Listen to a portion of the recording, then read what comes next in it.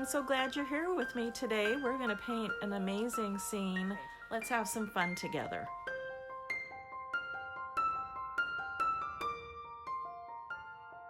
So I think what's happening is that kind of softened it. I was feeling like there was an awful lot of chunkiness to it, and I wanted to make some of it a little bit softer and more impressionistic, I think, in the marks that were there. The process too, when you're doing a layer painting, and especially with grasses and flowers in the foreground, what you're going to notice is that the painting process is a lot of, it's a dance. It's a dance of laying down color and laying down items, and then as you're working back over the top, you may cover some of it up, and then you have to re-establish it, and it's a kind of a give and take.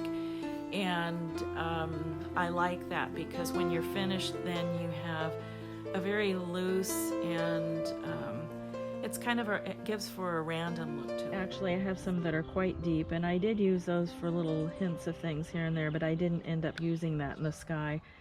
I did.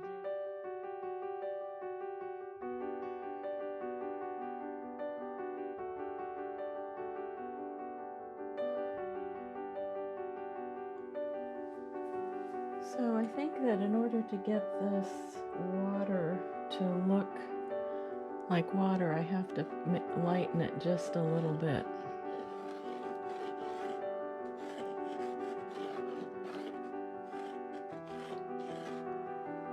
I can see when I look a little closer at the photo that right up above is it's a little bit lighter, so I'm going to put, even though it doesn't show up quite so much in the photo, I'm going to put a little bit of this on the edges so it looks like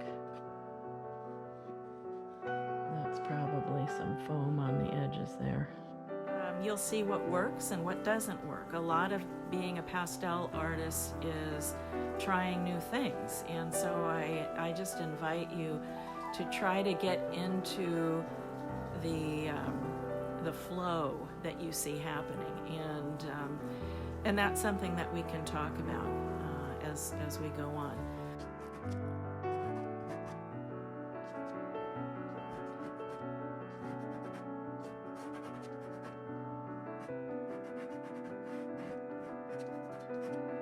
So now that I have this Terry Ludwig eggplant in my hand again, I'm just reestablishing the bank here, and I certainly notice a lot of dark shadows on this side of the bank.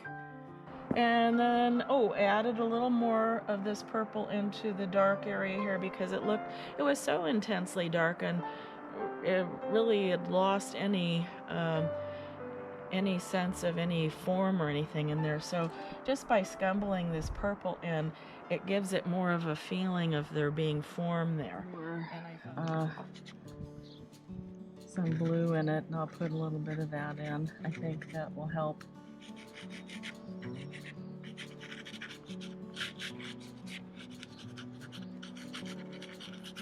I have this grass here.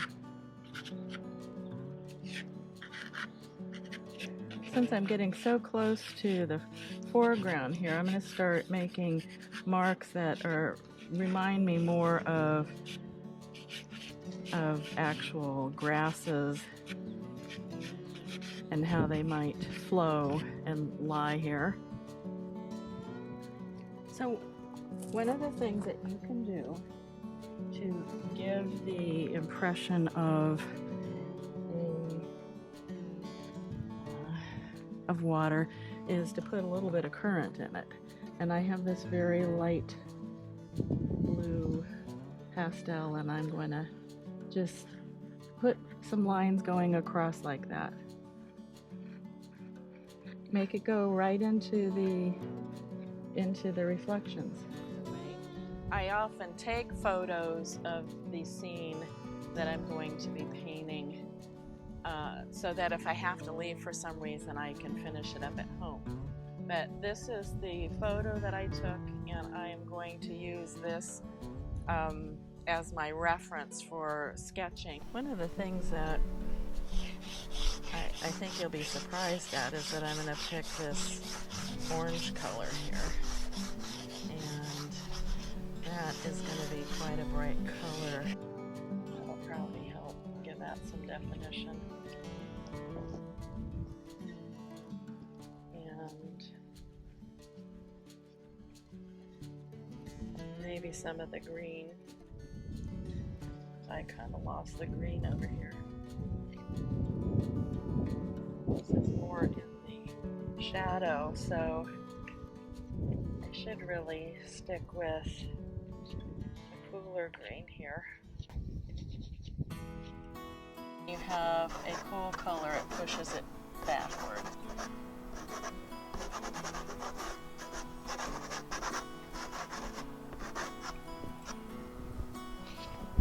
There's actually some here, but I really don't want to put it that close to the edge of the paper because it's going to draw your eye there, and that's really a place where you don't want to have too much emphasis for the to establish the darks. So then the next phase was I did a little bit of that on the tree here, and then I went ahead and put the sky in, and I used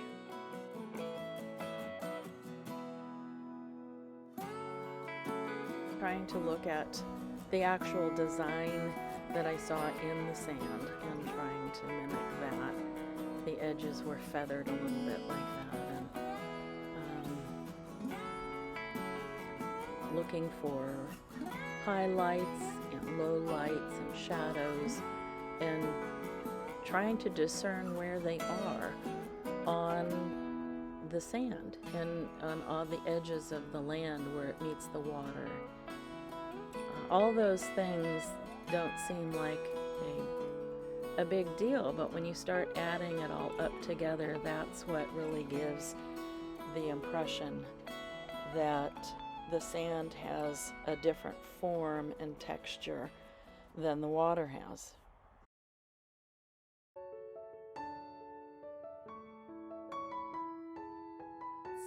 I really loved this scene because the lighting was so intense, and there was light streaming into the back part of the painting, and the foreground was a little more in shadow.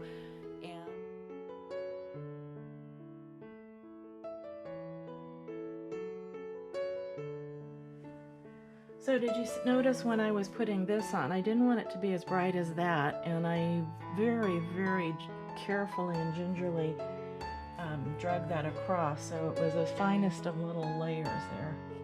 Now I'm going to kind of do the same with this dark here. I do see some dark along the bank, but I don't want to just draw a worm across. I don't want it to just be a straight line. And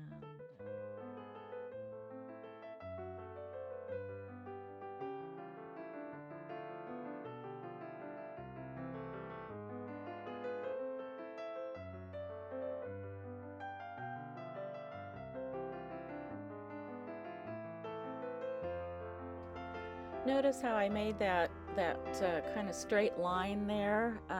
I like to do that in trees to kind of open up an expanse in the tree. It's not just a sky hole, but maybe you'll see a little bit of a branch or something going through that. And a little bit later on, you'll notice that I do that in some of the trees on the left too, especially towards the very end of the painting.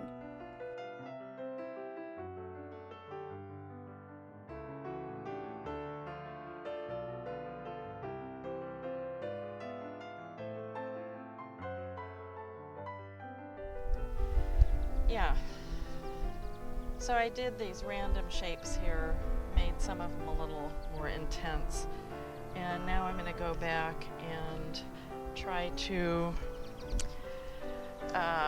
put some of those grasses in.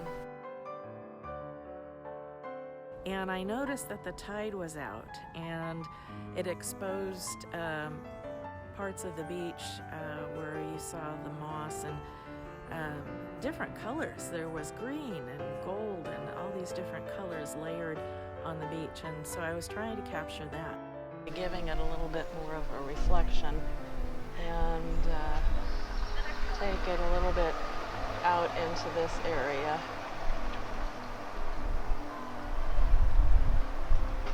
But I think that I want to try to get some of the highlights, the brighter highlights in some of these trees that are back here.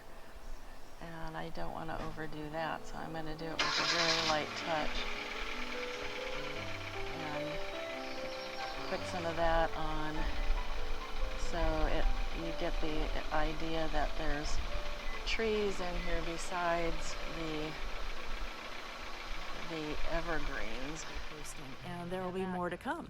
I want to grow this Patreon site with you and get your input and find out the kind of things that would be of value to you. So I'm getting very close to launch. Keep your eyes open for that launch date.